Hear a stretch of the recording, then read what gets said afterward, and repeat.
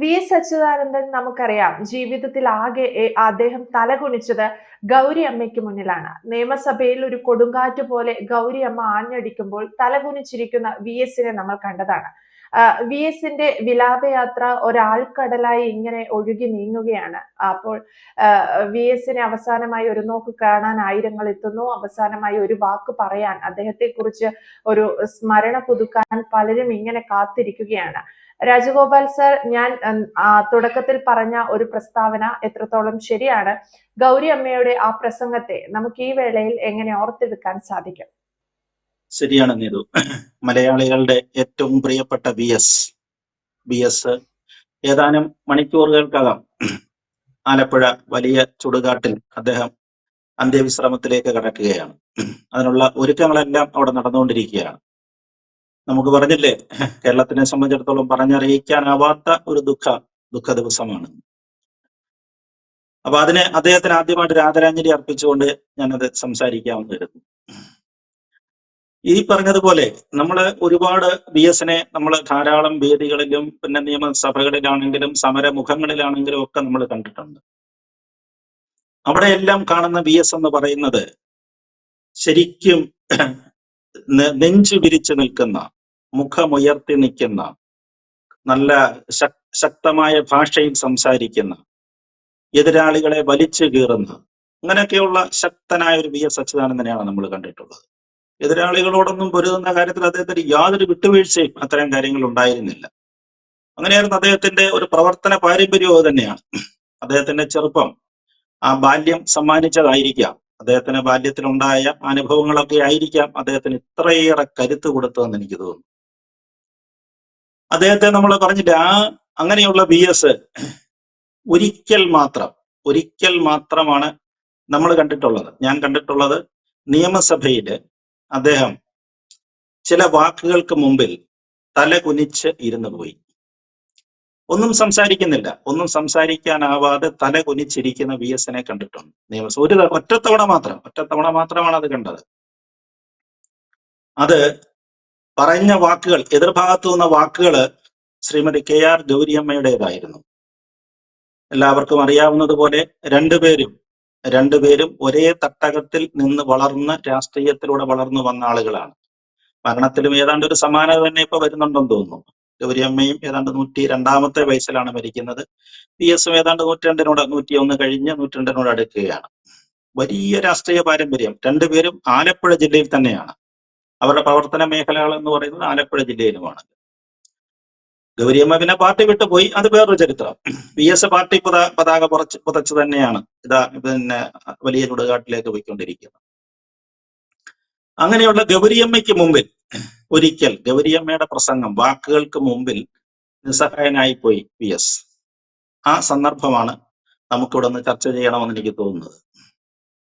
V എസിനെ കുറിച്ച് നമ്മൾ ആദ്യം തന്നെ സൂചിപ്പിച്ചതുപോലെ അദ്ദേഹം ഒന്നിനും വളരെ ഇത്രയും ഉരുക്കിന്റെ കാഠിന്യമുള്ള അല്ലെങ്കിൽ കഠിനമായ പിന്നെ വാക്കുകളെ അത്ര രീതിയിൽ പ്രയോഗിക്കാൻ കഴിയുന്ന ഒരു നേതാവാണ് അദ്ദേഹം ഈ പറഞ്ഞതുപോലെ അഴിമതി എന്ന് പറയുന്ന അദ്ദേഹത്തിന്റെ 7 അയലത്തൂടങ്ങും പോയിട്ടില്ല. 7 അയലത്തൂടെ പോയിട്ടില്ലാത്ത ഒരു കാര്യമാണ് അഴിമതി. അല്ലെ, അഴിമതിക്കെതിരെ അദ്ദേഹം ഒരു അഴിമതിക്കാരനാണ്, അത്തരമുള്ള പേരുദോഷങ്ങളൊന്നും വി എസ് കൽപ്പിച്ചിട്ടില്ല. അതേപോലെ തന്നെ പരിസ്ഥിതി സംബന്ധമായ അത്തരം വിഷയങ്ങളിലൊക്കെ വി എസ് പറഞ്ഞില്ലേ, പ്രായം നോക്കിയിട്ടില്ല അദ്ദേഹം. മതികെട്ടാൻ മലയിലൊക്കെ അദ്ദേഹം കയറുന്ന കാലത്ത് ഏതാണ്ട് 90-കൾ കഴിഞ്ഞ സമയമാണ്. ആ പ്രായത്തിലാണ് അദ്ദേഹം കയറുന്നത്. അദ്ദേഹത്തിന് 90 വയസ്സിൽ കൂടുതലുണ്ട് ആ സമയത്തൊക്കെ. മതികെട്ടാൻ മലയിലൊക്കെ കയ്യേറ്റങ്ങളും മറ്റും നടക്കുന്നു എന്ന് പറയുന്ന സമയത്ത് അതിനോടടുത്ത പ്രായങ്ങളിലാണ് അദ്ദേഹം അവിടെയൊക്കെ പോകുന്നത്. കയറാനുള്ള ഒരു ധൈര്യമാണ്. ധാരാളം അനുഭവങ്ങളുണ്ട് നമുക്ക്.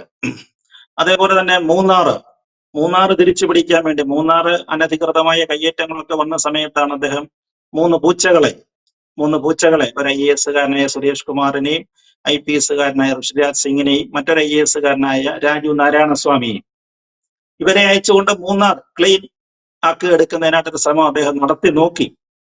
പക്ഷെ അദ്ദേഹം പരാജയപ്പെട്ടു പോയി. അവിടെ പ്രത്യേകിച്ച് അന്നത്തെ ഭരണപക്ഷ കക്ഷിയിൽപ്പെട്ട ചില പാർട്ടികളുടെ ഓഫീസുകൾ, പ്രത്യേകിച്ച് CPIയുടെ ഓഫീസാണ്, അതൊക്കെ ഒഴിക്കുന്ന ഘട്ടം വന്നു കഴിഞ്ഞപ്പോൾ അദ്ദേഹത്തിന് പരാജയം സമ്മതിക്കേണ്ടി വന്നു. അപ്പൊ അങ്ങനെ അവിടെ നിന്ന് ആ ദൗത്യം അവസാനിപ്പിച്ച് അദ്ദേഹം തിരിച്ചു പോരുകയായിരുന്നു. അതോടൊപ്പം തന്നെ അദ്ദേഹത്തിന് സംഭവിച്ച മറ്റൊരു നഷ്ടം എന്ന് പറയുന്നത് ആ സമയം വരെ അദ്ദേഹത്തോടൊപ്പം ഉറച്ചു നിന്ന ജില്ലാ കമ്മിറ്റി ആയിരുന്നു ഇടുക്കി ജില്ലാ കമ്മിറ്റി. ശ്രീ എം മണിയുടെ നേതൃത്വത്തിലുള്ള ജില്ലാ കമ്മിറ്റി അദ്ദേഹത്തോടൊപ്പം ഉറച്ചു നിന്നതാണ്. ആ ജില്ലാ കമ്മിറ്റിയും അദ്ദേഹത്തിന് എതിരായിട്ട് മാറി എന്നുള്ളതാണ്. എം മണിയെ സംബന്ധിച്ചിടത്തോളം അദ്ദേഹവുമായിട്ട് ബന്ധപ്പെട്ട ചില കയ്യേറ്റങ്ങളിലേക്കൊക്കെ മണി കയ്യേറി എന്നുള്ളതല്ല, അദ്ദേഹത്തിന്റെ മറ്റു ബന്ധുക്കൾ ആരോ കയ്യേറിയ ഭൂമി അനധികൃതമായിട്ട് കൈവശം വെച്ചിരിക്കുന്നു, അത്തരം ചില ആരോപണങ്ങളൊക്കെ വന്നിരുന്നു. അവിടേക്കൊക്കെ പോകുന്നു എന്നൊക്കെ കണ്ടു കഴിഞ്ഞതാണ് ആ പിന്മാറ്റത്തിന് കാരണമെന്നാണ് പറയുന്നത്. അങ്ങനെ പരിസ്ഥിതി പ്രശ്നത്തോട് ഒരു വിട്ടുവീഴ്ചയുമില്ലായിരുന്നു. അതേപോലെ തന്നെയാണ് സ്ത്രീകൾക്കും കുട്ടികൾക്കും പെൺകുട്ടികൾക്കും എതിരെ നടക്കുന്ന പീഡനങ്ങൾ. ഇത്തരം കാര്യങ്ങളിൽ മുഖം നോക്കാതെയുള്ള നടപടിയാണ്. അവിടെ അദ്ദേഹം നോക്കുന്നത് ഒരു രാഷ്ട്രീയവും നോക്കത്തില്ല. കുറ്റവാളി ആരാണോ അവരെ നിയമത്തിന്റെ മുമ്പിൽ കൊണ്ടുവരിക, ശിക്ഷിക്കുക. ഇതായിരുന്നു VS-ന്റെ ഒരു രീതി എന്ന് പറയുന്നത്. ഒരുപാട് സംഭവങ്ങളുണ്ട്. കേരളത്തിലെ ഏറ്റവും കൂടുതൽ വിവാദ കൊടുങ്കാറ്റ് ഉയർത്തിയ സൂര്യനെല്ലി പീഡന കേസിലെ 9ാം ക്ലാസ്സിൽ പഠിക്കുന്ന കുട്ടിയുടെ 40 പേര് ഉപദ്രവിച്ച ഒരു കേസ്, 40 ദിവസത്തോളം ആളുകൾ ഉപദ്രവിച്ച ഒരു കേസ് ഉണ്ടായിരുന്നു. അതിനകത്ത് ഒരുപാട് രാഷ്ട്രീയക്കാരുണ്ടായിരുന്നു. ഒരുപാട് രാഷ്ട്രീയക്കാർ ആരോപണ വിധേയരായിട്ടുണ്ടായിരുന്നു. കുറച്ച് പണക്കാരും വ്യവസായികളും അങ്ങനെയൊക്കെയുള്ള സമൂഹത്തിന്റെ പലതരത്തിലുള്ള ആളുകളൊക്കെ ഉണ്ടായിരുന്നു. ആ കേസ് ശരിക്കും നന്നായിട്ട് കോടതിയിൽ ആ കേസ് നടത്തിയെടുക്കുന്നതിനും മറ്റു കാര്യങ്ങളിലും VS കൊടുത്ത സഹായം. അവസാനം ആ പെൺകുട്ടിക്ക് ജോലി കൊടുക്കൂ.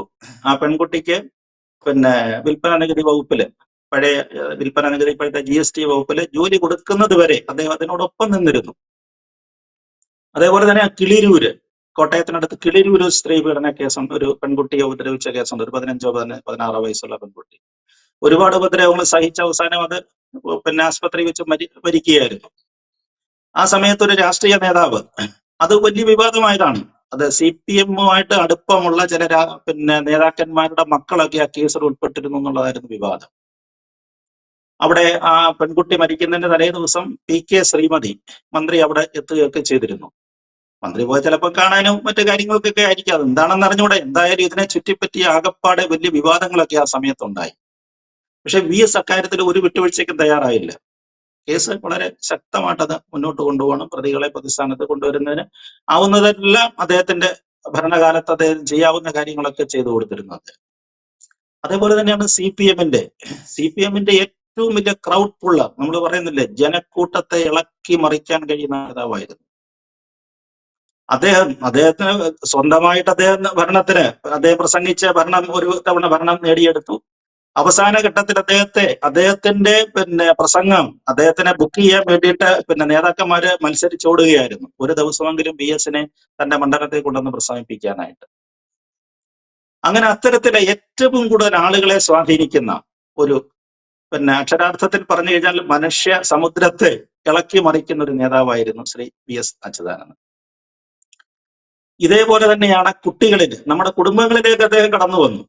കുടുംബങ്ങളിലേക്ക് കടന്നു വന്നത് ഒരു പ്രത്യേക സാഹചര്യത്തിലാണ്. എല്ലാവർക്കും അറിയാവുന്നതുപോലെ VS രാഷ്ട്രീയത്തിനുപരിയായിട്ടുമാണത് കേട്ടോ. രാഷ്ട്രീയത്തിനുപരിയായിട്ടാണ് കുടുംബങ്ങളിലും അമ്മമാരുടെയും കുട്ടികളുടെയും ഒക്കെ മനസ്സിലേക്ക് അദ്ദേഹം കടന്നു വന്നത്. അദ്ദേഹത്തിന്റെ സംസാര ശൈലിയാണ്.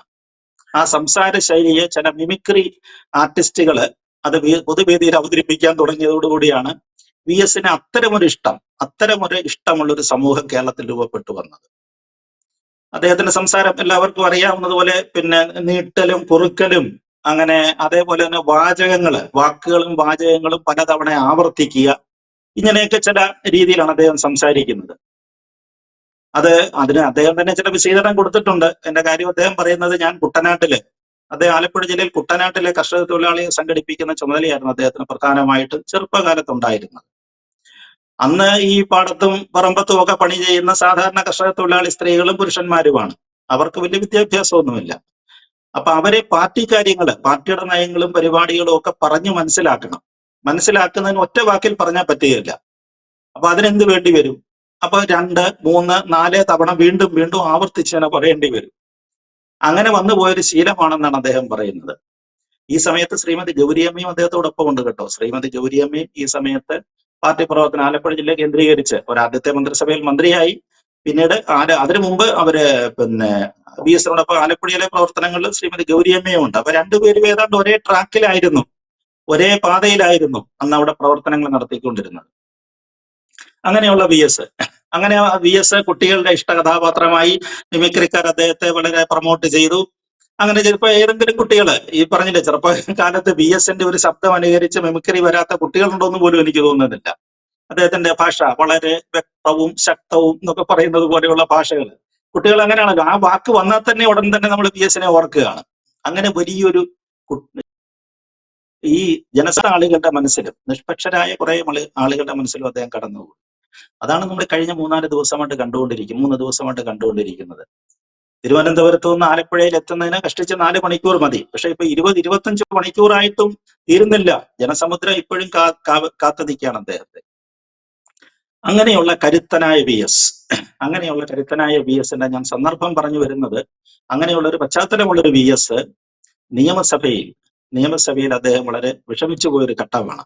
അതെന്ന് പറയുന്നത്, അന്ന് ഗൗരിയമ്മയെ പിന്നെ 94-ൽ CPM നിന്ന് പുറത്താക്കി. ആലോചിച്ച് നോക്കണം. ആദ്യത്തെ മന്ത്രിസഭയിൽ ഉണ്ടായിരുന്ന ഒരു അംഗമായിരുന്നു. കമ്മ്യൂണിസ്റ്റ് പാർട്ടിയുടെ വളർച്ചയ്ക്ക് എല്ലാവിധ സഹായങ്ങളും പ്രവർത്തനം അവരുടെ ജീവിതം തന്നെ സമർപ്പിച്ച വലിയ നേതാവായിരുന്നു. ആ നേതാവ് 94-ൽ പാർട്ടിയിൽ നിന്ന് പുറത്തായ ശേഷം പിന്നീട് ഗൗരിയമ്മ UDFന്റെ ഭാഗമായിട്ട് മാറി മന്ത്രിയായി 2-3 തവണ ഒരു മന്ത്രിയായിട്ട് ഇരുന്നിട്ടുണ്ട്. ഒരിക്കൽ ഇതുപോലെ തന്നെ ഗൗരിയമ്മ UDFന്റെ മന്ത്രിയായിട്ടിരിക്കുന്ന കാലമാണ്. കാലത്ത് അന്ന് പ്രതിപക്ഷ നേതാവാണ് VS അച്യുതാനന്ദൻ പ്രതിപക്ഷ നേതാവ്. അദ്ദേഹത്തിന്റെ തൊട്ടടുത്ത സീറ്റിൽ അന്ന് തലശ്ശേരി MLA കോടിയേരി ബാലകൃഷ്ണൻ ഇരിപ്പുണ്ട്. ഇപ്പൊ CPM അംഗങ്ങളെ സംബന്ധിച്ചിടത്തോളം അവരിടയ്ക്കിടയ്ക്ക് ഇങ്ങനെ ഗൗരിയമ്മയെ പ്രകോപിപ്പിക്കുക, അല്ലെങ്കിൽ ഗൗരിയമ്മയെ അത്തരത്തില് പാർട്ടി വിട്ടു പോയതെന്നുള്ള ഇതിനെ കുറിച്ചൊക്കെ ഇതിനെ കളിയാക്കുക, അങ്ങനെയൊക്കെയുള്ള രീതികൾ ഉണ്ടായിരുന്നു. അവരുടെ പൊതുപ്രസംഗത്തിൽ അത് സ്വാഭാവികമാണല്ലോ, അങ്ങനെ ഉണ്ടാകും. അങ്ങനെ കോടിയേരി സംസാരിച്ച കൂട്ടത്തില് ഗൗരിയമ്മയ്ക്കെതിരെ എന്തോ വ്യക്തിപരമായ പരാമർശങ്ങൾ വന്നു എന്നാണ് പറയുന്നത്. അതാണ് ആ സന്ദർഭം. ഗൗരിയമ്മയ്ക്ക് കമ്മ്യൂണിസത്തിന്റെ അകത്തൊന്നും അറിയത്തില്ല, അതിന്റെ പാരമ്പര്യമൊന്നും അറിയത്തില്ല, എന്താണ് പാർട്ടി പ്രവർത്തനങ്ങളൊന്നും അവർക്ക് അറിയത്തില്ല. അവർ അധികാരത്തിന്റെ പുറകിന് പോവുകയാണ്. പോയി ഇപ്പൊ മന്ത്രി കസേരയിൽ കയറിയിരിക്കുന്നു. എത്തരത്തിലുള്ള ഒരു പരാമർശം കോടിയേരിയുടെ ഭാഗത്തു നിന്നുണ്ടായി. ഈ സമയത്താണ് നിയമസഭയിൽ ഗൗരിയമ്മയുടെ ഒരു വലിയ പ്രകടനം. ഗൗരിയമ്മ സാധാരണ സ്വയമേ അവർക്ക് സംസാരിക്കുന്നതിന് അക്കാലത്ത് തൊണ്ടയ്ക്ക് ചില പ്രശ്നങ്ങളൊക്കെ ഉണ്ടായിരുന്നതുകൊണ്ട് വളരെ ബുദ്ധിമുട്ടിയൊക്കെയാണ് സംസാരിക്കുന്നത്. പക്ഷെ ഗൗരിയമ്മ ചാടി അങ്ങ് എഴുന്നേറ്റ ശേഷം കോടിയേരിയുടെ നേരെ അങ്ങ് തിരിഞ്ഞു. ബാലകൃഷ്ണ എന്നാണ് വിളിച്ചത്. കാരണം ജൂനിയറാണ് ബാലകൃഷ്ണൻ. കോടിയേരി എന്നൊന്നുമല്ല അവർ സംബോധന ചെയ്യുന്നത്. VSും അങ്ങനെ തന്നെയാണ്. പിണറായി വിജയൻ എന്നല്ല പറയുന്നത്, വിജയൻ എന്നാണ് വിളിക്കുന്നത്. ആ സീനിയോറിറ്റി, അത്രയും സീനിയോറിറ്റി അവർക്കുണ്ട്. ബാലകൃഷ്ണ, ഇയാൾക്ക് എന്തോ കമ്മ്യൂണിസത്തെ കുറിച്ച് അറിയാം. ഞങ്ങളുടെ പാരമ്പര്യം, ഞങ്ങളൊക്കെ അവിടെ നടന്ന കുട്ടനാട്ടിൽ ഇവിടുത്തെ തൊഴിലാളികളെ സംഘടിപ്പിച്ചുണ്ടായ പാരമ്പര്യത്തെ കുറിച്ച് നിങ്ങൾക്കെന്തറിയാം? നിനക്കെന്നോ മറ്റോ പറഞ്ഞെന്നാണ് പിന്നീട് ആ രേഖകളിൽ കാണുന്നത്. നിനക്കെന്തറിയാം എന്നൊക്കെ ഉള്ള മട്ടിൽ വളരെ ആക്രോശത്തോടുകൂടി അവർ ചാടി എഴുന്നേറ്റു. ഞങ്ങൾ അനുഭവിച്ച ത്യാഗങ്ങള്, ഞങ്ങളവിടെ പാർട്ടി പ്രവർത്തന സമയത്ത് ഞങ്ങൾ അനുഭവിച്ച ബുദ്ധിമുട്ടുകൾ, അതിനെക്കുറിച്ചൊക്കെ ഗൗരിയമ്മ വളരെ ആവേശത്തോടെ സംസാരിച്ചു. അല്ല, നിങ്ങളെപ്പോലെ ഇപ്പോഴത്തെ കതറ് വിട്ടുകൊണ്ട് നടന്ന രാഷ്ട്രീയമായിരുന്നില്ല ഞങ്ങൾക്ക് അവിടെ എന്നൊക്കെ പറഞ്ഞിട്ട് ഗൗരിയമ്മയുടെ വാക്ക് കേട്ട്. അപ്പൊ എന്നിട്ട് അവസാനം അദ്ദേഹം ഗൗരിയമ്മ പറഞ്ഞു നിർത്തുന്നത്, ബാലകൃഷ്ണൻ ഇതൊന്നും അറിയത്തില്ലായിരിക്കും, നിങ്ങളുടെ ഇപ്പുറത്താണ്ട് ഒരാളെ തലയിൽ കുനിച്ചിരിപ്പുണ്ടല്ലോ. അപ്പോഴാണ് എല്ലാവരും VSനെ ശ്രദ്ധിക്കുന്നത്. പ്രതിപക്ഷ നേതാവായ VS ഇങ്ങനെ തല കുനിച്ച് കുമ്പിട്ട് ഇരിഞ്ഞിട്ട് ഇരിക്കുകയാണ്. ഗൗരിയമ്മയുടെ പ്രസംഗം അദ്ദേഹം കേൾക്കുന്നുണ്ട്.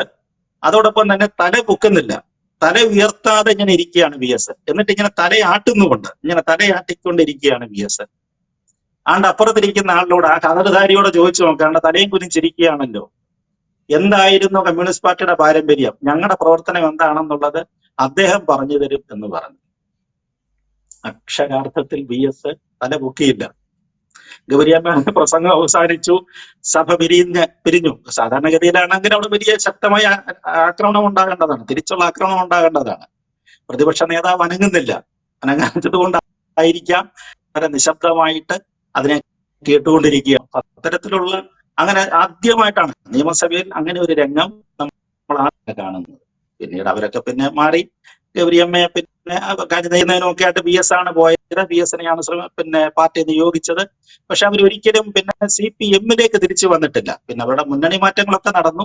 ഇവരുടെ 100ാം വയസ്സ് ജന്മദിന സമയത്ത് VS അവിടെ പോയിരുന്നു. സ്നേഹത്തോടെ അദ്ദേഹത്തിന് മധുരം കൊടുക്കുകയും അത്രയൊക്കെ ഇരുന്നു. അങ്ങനെ വലിയ പാരമ്പര്യം ഉള്ള രണ്ട് നേതാക്കന്മാരായിരുന്നു ഗൗരിയമ്മ VS. സമയത്തിനകം വലിയ ചുടുകാട്ടില് അദ്ദേഹം മണ്ണോട് മണ്ണ് ചേരുകയാണ്. അദ്ദേഹത്തിന് ഒരിക്കൽ കൂടി ആദരാഞ്ജലി അർപ്പിച്ചുകൊണ്ട് ഞാൻ നിർത്തുകയാണ്. യെസ് എന്തായാലും വ്യക്തമാണ്. VS അവസാനമായി, അല്ലെങ്കിൽ ഈ സാറി പറഞ്ഞതുപോലെ ആലപ്പുഴയുടെ മണ്ണിലേക്ക് VS അലിഞ്ഞു ചേരുമ്പോൾ ഗൗരിയമ്മയെ പോലെയുള്ളവരുടെ അല്ലെങ്കിൽ അത്തരത്തിലുള്ള ചരിത്രങ്ങളും ഒക്കെ ചർച്ചയാവുകയാണ്. വ്യക്തമാണ്. Thank you Rajagopal sir.